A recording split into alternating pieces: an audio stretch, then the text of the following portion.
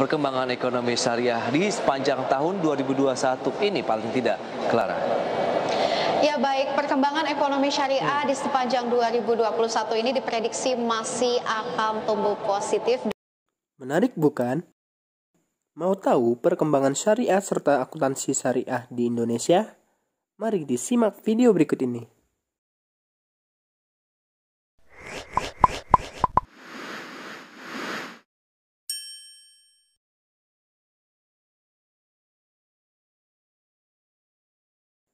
Assalamualaikum warahmatullahi wabarakatuh.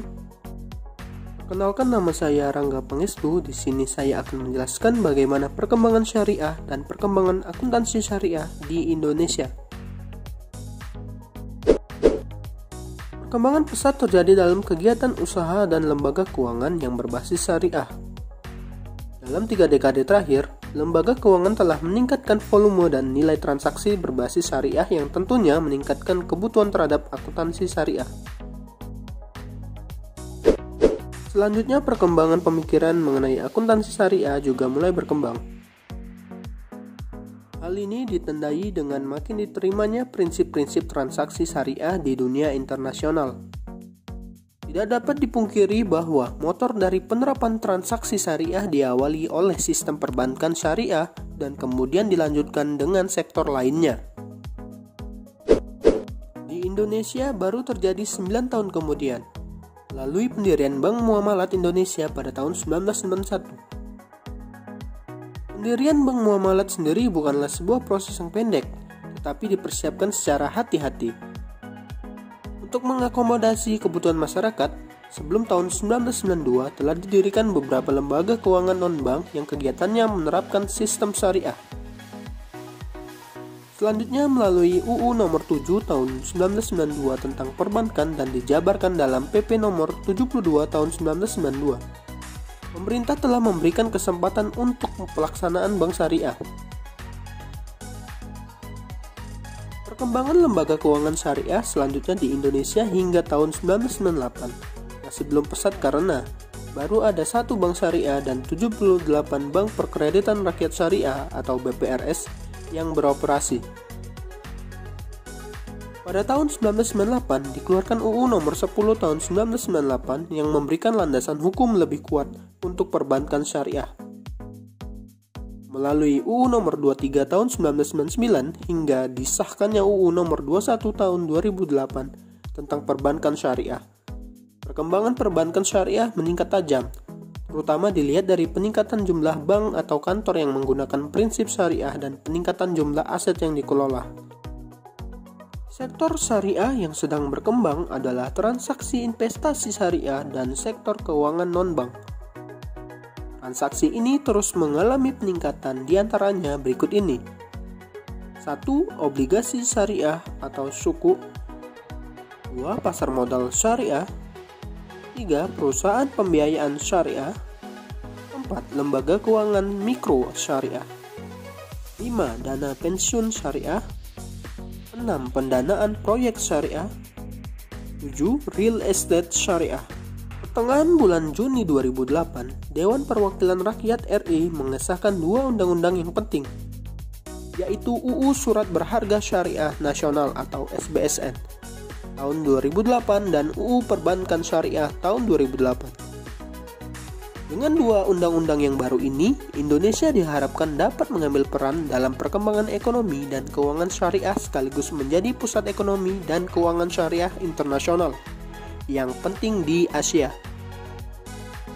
Sesuai dengan amanat UU Nomor 21 Tahun 2011 tentang Otoritas Jasa Keuangan, hitung sejak tahun 2012 telah dilakukan perubahan untuk pengaturan, pengawasan, pemeriksaan, serta penyidikan sektor jasa keuangan di Indonesia. Peralihan ini membawa dampak yang cukup bagi industri keuangan syariah di mana terjadi perpindahan regulator dari Bank Indonesia atau Departemen Keuangan menjadi OJK. Proses perpindahan tersebut dilakukan secara bertahap, yaitu pada 31 Desember 2012 pengaturan dan pengawasan pasar modal dan industri keuangan non-bank beralih kepada OJK. Dilanjutkan dengan pengaturan dan pengawasan perbankan terhitung 31 Desember 2013. Dan terakhir, pembinaan, pengaturan, dan pengawasan lembaga keuangan mikroinformasi akan beralih terhitung 31 Desember 2015. Dengan adanya lembaga independen atau OJK tersebut, diharapkan industri jasa keuangan di Indonesia, khususnya jasa keuangan syariah, akan semakin maju. Dan diharapkan Indonesia mampu menjadi barometer transaksi syariah di Asia dan dunia. Walaupun Bank Muamalat sudah beroperasi sejak tahun 1992, namun sampai dengan tahun 2002 belum ada PSAK yang mengatur. Sehingga pada periode ini masih mengacu pada PSAK 31 tentang akuntansi perbankan walaupun tidak dapat dipergunakan sepenuhnya. Terutama paragraf-paragraf yang bertentangan dengan prinsip syariah seperti perlakuan akuntansi untuk kredit. Pada periode ini sudah ada PSAK 59 tentang akuntansi perbankan syariah yang dapat digunakan sebagai acuan akuntansi untuk bank umum syariah, bank perkreditan rakyat syariah, dan kantor cabang syariah, sebagai tercantum dalam ruang lingkup PSAK tersebut. Pada periode ini DSAK mengeluarkan PSAK syariah yang merupakan perubahan dari PSAK 59. KDPP-LKS dan PSAK syariah digunakan baik oleh entitas syariah maupun entitas konvensional yang melakukan transaksi syariah baik sektor publik maupun sektor swasta. Bangkitnya akuntansi syariah di Indonesia dipicu oleh berbagai hal, yaitu adanya skandal akuntansi di perusahaan-perusahaan besar dan adanya kesadaran dari para akuntan untuk bekerja lebih jujur, adil, dan tidak bertentangan dengan ajaran Al-Quran dan Al-Hadis.